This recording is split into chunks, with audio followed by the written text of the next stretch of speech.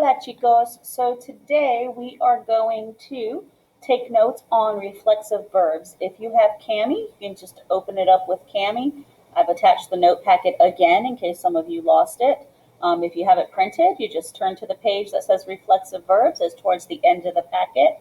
Now if you have been taking your notes with Cami, you should be saving them. If you click save in Cami, it saves it to your Google Drive, so you don't have to keep retyping or opening a whole new one. You can just do the old one. Okay, so you're going to turn to the page that says Lección Preliminar Gramática Reflexive Verbs. See? And I already have it loaded here. So let's start at the beginning. Okay, so reflexive verbs, right? Let me switch to writing here. So in Spanish, there's a special way to talk about an action that people do to, ooh, that is way too thick. Hold on a second. How do we, I don't like it that thick. To or for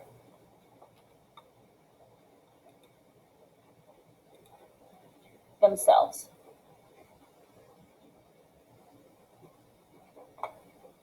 It's down here. That's too thick. That's better. Let me rewrite that. So to, oh yeah, that's better. Or for themselves. Okay? In other words, it's something you do to yourself. You brush your own teeth. You wash your hair. Okay? That's a reflexive verb. The person that does the action also receives the action. Okay? Examples of reflexive actions in English. Washing your own hands. Okay? Brushing your teeth, combing your hair. So let's look at these right here. And let's see, are these a reflective action or a non-reflexive action? So remember, reflective, it reflects back onto you. That's one way to think about it, okay? So getting dressed, if you're getting dressed, is that a reflexive or non-reflexive action? That is reflexive. You're doing it to yourself. You're getting yourself dressed. You're dressing a doll. Now, are you dressing yourself? No, you're dressing a doll. So that is not reflexive, okay? You're giving the dog a bath. Well, you're not a dog, so it's not reflective, right? It's not reflecting on you, or back to you, I should say. So that's non-reflexive. Now you're taking a bath, right? You're taking a bath. You yourself are taking the bath. So yes, it is reflexive. See? Okay. In their most basic form, reflexive verbs in Spanish always have the pronoun se attached to the infinitive. So you can see here, duchar, ducharse, secar, secarse, preparar, prepararse, okay? Acostarse is another one we can use. That's in our vocab. Acostarse, right? To go to bed. Also levantarse, to get up. See? Now, using reflexive pronouns with one conjugated verb. So, how do you conjugate one of these? So if there's only one verb, just the reflexive verb, you drop the se. Don't worry, we will add it back later. So you're going to drop the se off. It's going to go bye-bye, okay? And then you just conjugate like you normally would, okay? So you drop the ar, er, determine the subject, add the new ending. There are 5 different reflexive pronouns. They replace the se that is attached to the reflexive verbs. And of course, they have to match the subject. So if the subject is yo, okay, the reflexive pronoun that's going to replace the se is me. If it's tú, te. If it's él, ella, usted, it's actually going to stay se. It's the same. Nosotros is nos. Vosotros is os. And ellos, ellas, ustedes is se again. So you really only have to remember 5. Okay? Now, where are these going to go? So once you drop off the SE, it's going to become one of these, according to whatever the subject is of the sentence. And then where do you place it? The reflexive pronouns always go directly in front of a conjugated verb. Okay? So here we have the verb despertarse below. Well, this one's also a stem changer. It's E to IE. It's one of those boot verbs, which we are going to go over boot verbs again. Don't worry. I know some of you still have issues with boot verbs. So we know the pronouns go in front. So yo, me, and then you drop the AR and add the ending for yo. Oh, tú, te, right? For tú, te, and then it's an AR verb, so you add AS for the tú ending. El, ella, usted, se, okay, it's an AR verb, drop the AR, add A, right, for an AR verb ending. Nosotros, nosotras, nos, and then of course, again, it's an AR verb, you drop the AR and add AMOS. So you're really only adding like one extra step to this. The SE is going to fall off. It's going to move to the front and become one of these pronouns. Vosotros, os. And then, of course, it's AIS. Right? And then ellos, ellas, ustedes, se again. And then AN for the ending for ellos, ellas, ustedes. See? Remember to use the appropriate endings for ER and IR verbs. Not all reflexive verbs are AR verbs, so be careful of that. See? You have to be careful. Just make sure you check before you add the endings, whether it's an AR verb, ER verb, or IR verb. So if I want to say I shower, we know the verb to shower is ducharse, right? So let's look at it. It's ducharse is the verb to take a shower. All right, so we know step number 1 is the SE is going to fall off and it's going to go away. Okay? What does it become with I? It becomes me, and it goes in front. We know that. Okay? Then you're just left with the regular verb duchar. See that? Because the SE is gone. It's bye-bye. So you drop the AR and add what ending for the I, for yo? Oh, me ducho. I take a shower. And that's how these work. Okay? So here, the verb to dry off is secarse. Okay? So again, the SE falls off. It's going to move to the front. It's they, which is ellos, ellas, ustedes. So this time it's actually staying se. Okay, now you're left with the verb secar. You drop the AR and add what ending for they, for an AR verb? AN. Se secan. They dry off. See?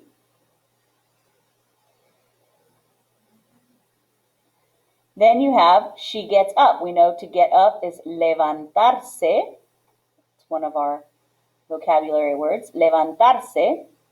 So SE falls off. It's going to move to the front and it's going to stay in SE because she is over here. Ella. And then you're left with the verb levantar. Okay?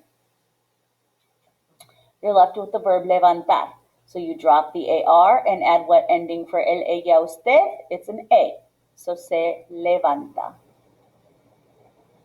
See? Are you understanding it a little bit better? I know sometimes last year it was hard to grasp. Okay, we get dressed. Okay, so to get dressed we have two. Well, to get dressed is really vestirse. The other one is to put on clothes. So we'll use vestirse. Vestirse. Okay? Let me tell you, this is an E to I verb. Vestir. See?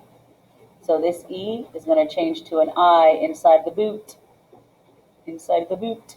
Outside of the boot, remember it's not. Okay? So we get dressed. All right, so the SE is going to fall off and become what for we? Nosotros, right? So it's going to become nos. Then you have the verb vestir. Now we know, here's my lovely boot. The only two forms that are outside of the boot are nosotros and vosotros. So that means it is not going to change to an I. So it should just, you're just adding the ending like normal. Vestimos. See? Any questions so far? Okay. Perfecto. So the next page. All right. When you use reflexive verbs with parts of the body or clothing, okay, you use the article instead of a possessive pronoun. In other words, what do I mean by that? In English, we would say, I wash my hands. I put on my shoes. He puts on his shoes. In Spanish, we do not use the word for your or his in front of clothing or body parts when we're talking about reflexive verbs. Okay? We use articles. So for example, remember the word the, el, la, los, las? That's what we're going to use here. Okay? So siempre te pintas las uñas. We're not going to say tus uñas. Okay? Tus would be your. We're going to say nails because we know they're your nails. You're using a reflexive verb. You don't have to tell us it's your nails. That's like redundant. Felipe se pone los zapatos. Okay? Once again, we know he's putting on his shoes because the action is reflexive. So we don't have to say my. That'd be redundant. Okay? Now, we know some verbs can be reflexive or non-reflexive. These verbs can be used in their non-reflexive verb forms if the action is being done to or for someone else. What do I mean by that? It can be reflexive or non-reflexive. Well, let's look at some. Reflexive. Me lavo el pelo todos los días. So we have here the verb lavarse, right? Me lavo. I wash my hair every day. I'm washing my own hair. That is a reflexive action. It reflects back onto me. Non-reflexive. Lavo el coche a menudo. I wash the car. So the verb lavar can be either reflexive or non-reflexive. See? Just like brushing one's hair. You can brush your own hair, but you can brush your sister's hair. Okay? One would be reflexive, one would be not reflexive. See? So if I want to say I dry myself, we know it's the verb secarse, right? Oh, let me spell correctly. That would be helpful.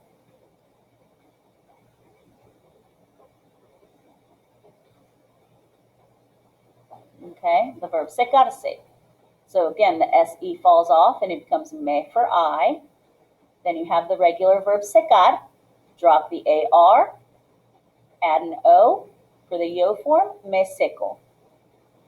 Now, if you're drying off the table, you are not a table. Therefore, it is not reflexive. Basically, the only thing that's going to be different is you don't have the me in front. You just say seco la mesa. I dry off the table. Okay. Nothing can separate the reflexive pronoun from the conjugated verb. In other words, nothing can go in between here. Subject pronouns and the word no come before it. No me seco. I don't dry myself. Okay. That's all that is saying. The word no must come before the reflexive pronoun. So here's the reflexive pronoun, you put it in front. See? Understand? So for example, Eva wakes up. We have Eva, she is the subject, right? The subject pronoun comes before the indirect object, just like the no. For the reflexive pronoun, I'm sorry, just like the no does. So Eva se despierta. She wakes up. See? She doesn't shower. Okay, we know the verb ducharse is to take a shower. Ducharse. Okay, so we have the ella. The no has to come before we put this no se ducha. The no has to come before the reflexive pronoun, just like the subject has to come before the reflexive pronoun. That's all that is saying. All right, last part. What if there's two verbs kind of together? Okay. What if two verbs go walking? Have you heard that one? The first one does the talking, right? We've done that before. But the reflexive pronoun could go in one of two places here. Okay? You can put it in front of the conjugated verb. Placement number one is in front of the conjugated verb, just like normal. And I would stick with that just because it makes it easier on yourself. That is exactly like we did with just one verb, conjugated verb. Then simply add the verb in its infinitive form. So, for example, like I have to shave. Okay? Me tengo que afeitar. Okay, now afeitarse is the afeitarse, okay, is the reflexive verb, to shave oneself. But you're saying I have to shave myself. So you have the verb tener, which is what's conjugated. The me goes in front of the conjugated verb. Or second placement is attached to the infinitive, the second verb. Because remember, when two verbs go walking, when they're working together, only the first one does the talking. Only the first one is conjugated. The second one is in the infinitive. So for example here, if I want to say I have to shave, tengo. So the first option is before the conjugated verb, just like the other ones. Que, and then afeitar. Here is your infinitive, right? Afeitar, just like here. And then me. It gets attached. It becomes part of the word. See? And that's it for the notes.